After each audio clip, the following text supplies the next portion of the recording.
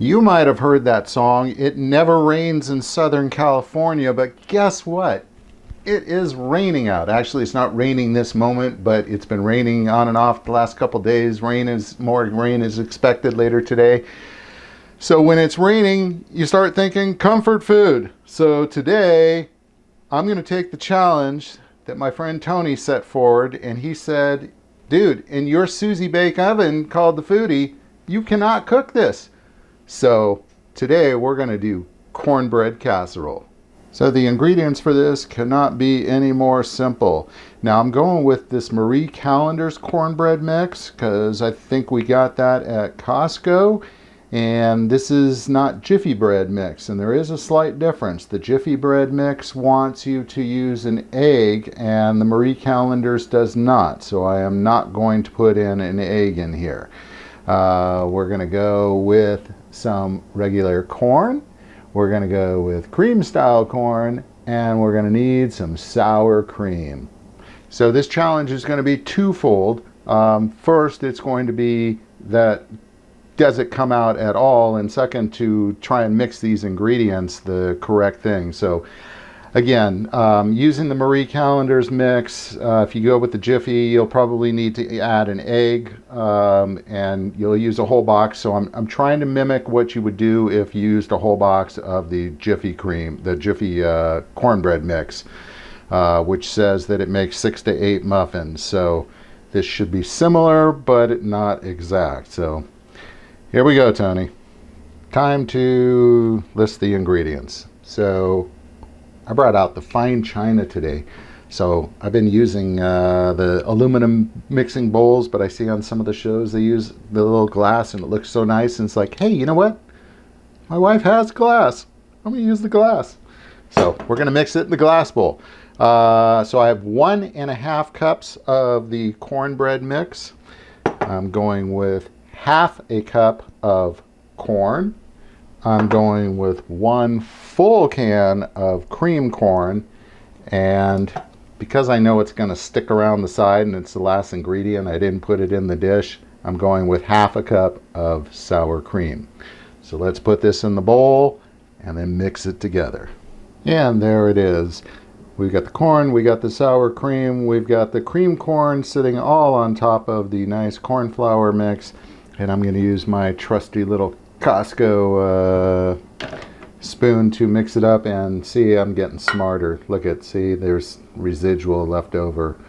And of course, if I were a real chef, I would have a way to get that out with a spatula. But we've seen what I can do. I'm not a real chef. I just play one on TV or YouTube, as the case may be.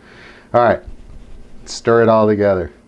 Okay, so I've got the Foodi doing its 5-minute preheat for this, and I now have it all mixed up. It looks like it's got about the same consistency as I saw on the internet, which is moist.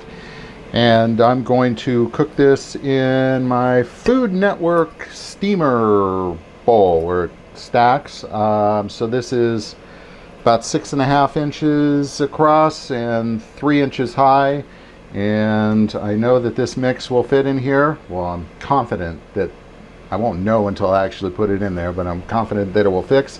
And so I'm going to lower that in. We're going to cook this at 325, and we're going to set it for 30 minutes, and I will check it during the cook to find out that in fact is what it is. So we are just about ready to go. Let's pour this stuff. Oh, I am going to put some Pam in here to try and make it non-stick. So let me Pam it up, let me put this in there, and then by then the 5-minute preheat will be done and we'll be ready to go. Oh yeah, I am the master. So I had full confidence that this would fit. So the Foodi is now finished with the preheat. Let's dump this in, 30 minutes, 325, and cross our fingers that it comes out with something that is edible. As Mama Ragu likes to say, it's in there. I think I said put it on the bake setting, but if I didn't, put it on the bake setting. So that's what I'm using, not air crisp, bake. Okay, so the 30 minutes is done. It is nicely browned. I'm really happy with the browning on the top. It is got a little bit of resistance going on in there. I have stuck a toothpick in there. It is definitely moist on the inside. I am not sure whether this thing is supposed to be like a cake and pop out, or more like just dig in a spoon and pull some stuff out. So before I experiment, I want to show just how nice it actually looked and came out. So 325, 30 minutes is what I've got here. And yeah, let me see what's next. Well, as they like to say, the cat's out of the bag now. So unfortunately, I couldn't get it centered on the plate because it was really difficult to manipulate, but it definitely could have used a little more cook time in there. But yeah, it did. It is like a cake. So yeah, at least another 5 minutes probably would have done this well. So I'm not going to worry about it. I'm going to kind of crack it open and see just how deep this well here goes. But yeah, I took a little taste of that, and it definitely is a little undercooked in there, but nothing. I mean, we didn't use eggs or anything like that, so it'll be fine. It's about probably 90% there. So let's crack it open and see what we got. As they say in the NFL, upon further review, yeah, the well was kind of deep in there. So I mean, it had the sides, but it definitely needed some more cook time. Now that would have so.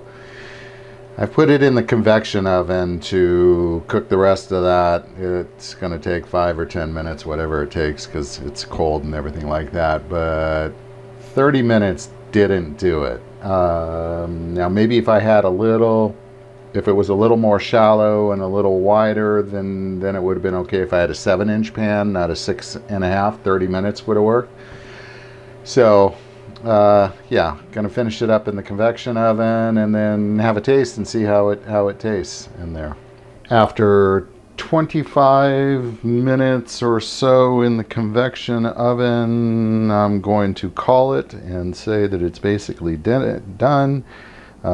It's moist in there. It's not as hard as that, but it's definitely there. So it took quite a bit longer to actually finish this off, and you can see that it's breaking up. And now, unlike in the Foodi, it does have a smell of cornbread. So let's crack into it and see how it tastes. Okay, it's verdict time. It definitely needed more cook time in the Foodi. Based on what I saw in the convection oven, it probably could have sat in there for about another 10 minutes. So from 30 to 40 minutes at 325 to get that to firm up. So it definitely needed at least that part of it. In terms of the taste, now that it came out of the convection oven and did it, for Judy, she hated it. It was, I mean, she loves cornbread, but this just didn't do it for her at all. For me, I love cornbread, I love corn, I love cream corn and all that kind of stuff. The taste was okay. It wasn't, it didn't like pop or anything like that. It wasn't like, oh my God, I've got to have this again. I will have it again. I will attempt this again. Now I probably will attempt it straight in the oven just to see what maybe it comes out like in there, to see if it makes a difference and whether it's worth doing in the Foodi again. But I'm going to call this a reasonable failure in here. I am having some trouble getting the Foodi to cook at any kind of depth in there.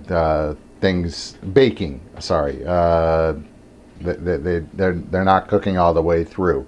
So definitely having shallower pans helps a lot to get it to thoroughly cook through. So, you know, you win some, you lose some. So Tony, you win this round.